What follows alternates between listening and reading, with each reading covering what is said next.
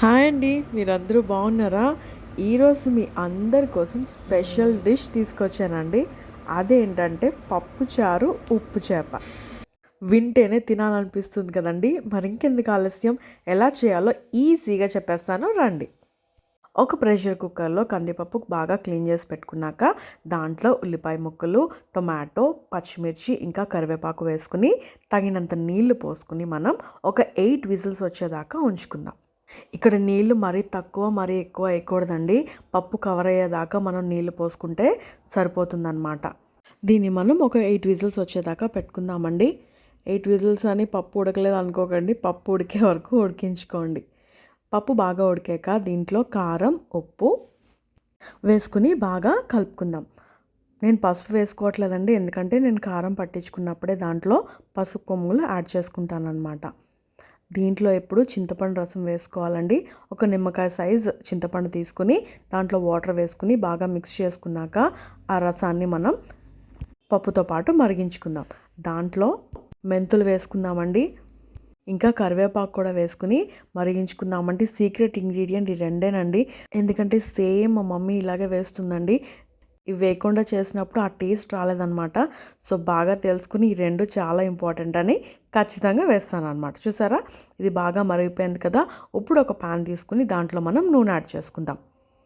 దాంట్లో ఈ తాలింపు దినుసులన్నీ కూడా వేసుకుని బాగా ఫ్రై చేసుకుందామండి. ఆవాలు, జీలకర్ర, కరివేపాకు, ఉల్లిపాయ, ఎండుమిర్చి ఇంకా వెల్లుల్లిపాయ రెబ్బలు ఇవన్నీ కూడా మరిగిన నూనెలో వేసుకుని బాగా మిక్స్ చేసుకుందాం. పప్పుచారు తాలింపులోనే మంచి సువాసన ఉంటుందండి. మీకు కావాలంటే ఇంగువ కూడా వేసుకోవచ్చు.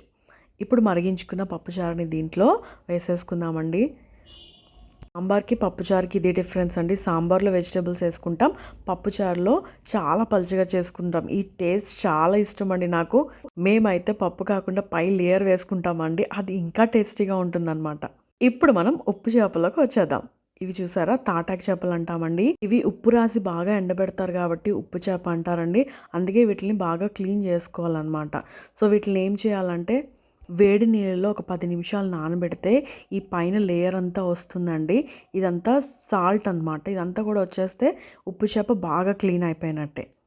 2-3 సార్లు మామూలు వాటర్తో కడిగేసుకుంటే మన ఉప్పు చేప బాగా క్లీన్ అయిపోయింది కదా.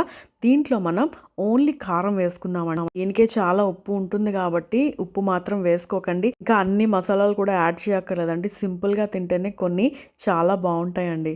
ఇప్పుడు ఒక పాన్ తీసుకుని ఆయిల్ వేడాక మనం ఈ ఉప్పు చేపల్ని ఫ్రై చేసేసుకుందాం. చూసారా, అంతే అండి. రెండు వైపులా మనం బాగా ఫ్రై చేసుకుంటే ఈ ఉప్పు చేప ఫ్రై రెడీ అయిపోతుందండి.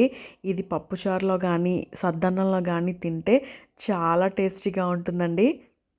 మనమైతే ఇక్కడ పప్పుచారు చేసేసుకున్నాం కాబట్టి వేడి వేడి అన్నంలో ఈ పప్పుచారు వేసుకుని ఈ ఉప్పు చేప నంచుకుంటే భలే ఉంటుందండి. మీరు ఈ రెసిపీ మాత్రం తెలియకపోతే చూసి ఫస్ట్ నుంచి లాస్ట్ వరకు తప్పకుండా ట్రై చేయండి, మీకు ఖచ్చితంగా నచ్చుతుంది. పాత రోజుల్లో చికెన్, మటన్ రోజు తినేవాళ్ళు కాదండి, అందుకనే వాళ్ళు మధ్య మధ్యలో ఇలా ఉప్పు చేపలు వేసుకుని కూరలో తింటే భలే ఉంటుందన్నమాట.